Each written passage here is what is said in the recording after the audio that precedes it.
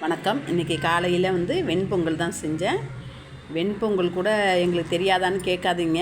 ஏன்னா இப்போ பசங்க தான் சமைக்கிறாங்க. சின்ன சின்ன பசங்களுக்கு உள்ளது தான்.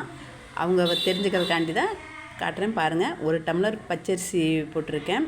அதுக்கு 1/2 டம்ளர் பாசிப்பருப்பு, பைத்தம்பருப்புன்னு சொல்லுவாங்க இல்லையா, அது 1/2 டம்ளர் எடுத்திருக்கேன். ரெண்டையும் ஒன்றா போட்டு அதை நல்லா வாஷ் பண்ணி கழுவிட்டு அதுலேயும் இப்போ 1.5 டம்ளர்னாக்கா நம்ம சாப்பாட்டுக்குன்னா 3 டம்ளர் தண்ணி வைப்போம். இதுக்கு ஒரு 4.5 டம்ளர் வைங்க, கரெக்டாக இருக்கும். 4.5 டம்ளர் தண்ணியை ஊற்றி அடுப்பில் வச்சுருவோம்.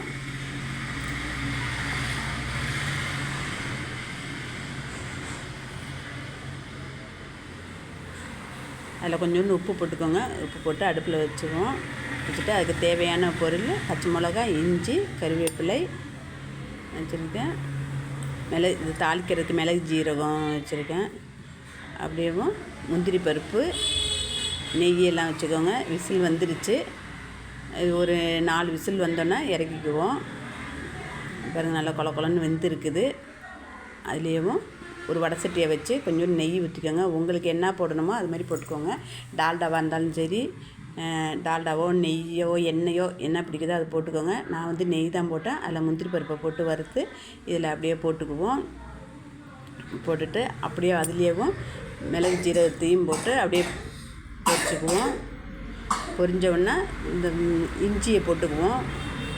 இஞ்சி கொஞ்சம் வதங்கினோடனே அதுலேயும் இந்த பச்சை மிளகாவையும் கருவேப்பிலையும் அதிலே போட்டுக்கலாம். போட்டு அப்படியே வதக்கி அந்த பொங்கல்லையே ஊற்றிக்கோங்க.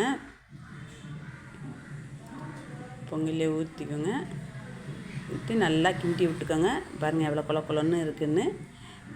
இந்த மாதிரி கரெக்டாக தண்ணி வச்சிங்கன்னா இந்த அளவு கரெக்டாக இருக்கும். பாருங்கள், அதை அப்படியே ஒரு ஹாட் பாக்ஸில் மாற்றிக்கோங்க. அந்த குக்கர்லேயே வச்சோம்னாக்கா கல் மாதிரி ஆகிடும். இந்த பொங்கலுக்கு ஒரு தேங்காய் சட்னி தான் அரைச்சேன். சாம்பார் எங்கள் வீட்டுக்காரவங்களுக்கு தேங்காய் சட்னினா ரொம்ப பிடிக்கும். அதனால் தேங்காய் சட்னி அரைச்சிட்டேன். ஃபஸ்ட்டு பொட்டுக்கல்லையும் தேங்காயும் போட்டு அரைச்சிக்குவோம். அதில் கொஞ்சோண்டு உப்பு போட்டு கொஞ்சம் தண்ணியை ஊற்றி நல்லா அரைச்சிக்குவோம். அரைச்சிட்டு அதுலேயும் இந்த பச்சை மிளகாவையும் பூண்டையும் எடுத்து வச்சுருக்கதையும் அதிலே போட்டு அதையும் அரைச்சிக்குவோம். இந்த பூண்டு பச்சை மிளகா கொஞ்சம் குறன்னு அரைச்சிக்கோங்க. எடுத்து ஒரு ஏனத்தில் அப்படியே மாற்றி வச்சுக்குவோம். மாற்றிட்டு ஒரு வடை சட்டியில் கொஞ்சோண்டு எண்ணெயை ஊற்றி கடுகு உளுந்த பருப்பு போட்டு தாளித்து கருவேப்பிலையும் போட்டு தாளித்து அப்படியே அந்த சட்னியில் ஊற்றிக்குவோம். ஊற்றி அப்படியே கிண்டி விட்டுட்டு இந்த பாருங்கள் 2 ரெடி ஆகிடுச்சு. எங்கள் வீட்டுக்காரவங்க சாப்பிட்றதுக்கு ரெடியாக உட்காந்துருக்காங்க. அவங்களுக்கும் போய் சாப்பாடை வச்சு கொடுத்துருவோம்.